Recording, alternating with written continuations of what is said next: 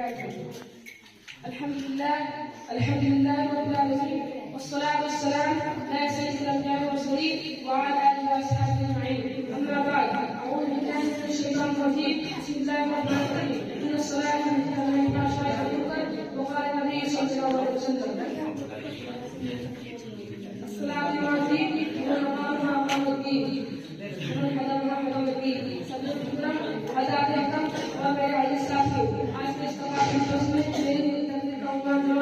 दोस्तों, अभी हमने आपके सामने दो घंटे तिलावत की है और हदीस पढ़ी है। इसके बाद हमारे सामने नमाज का तस्वीर किया गया है।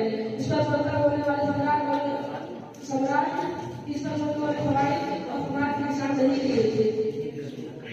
नमाज पढ़ने वालों के लिए अज़ाब का हिदायत किया गया है। नमाज से लापरवाही करने वालों को सख्ती और सख्त बताया गया है और बताया गया है कि रोज सभी नमाज में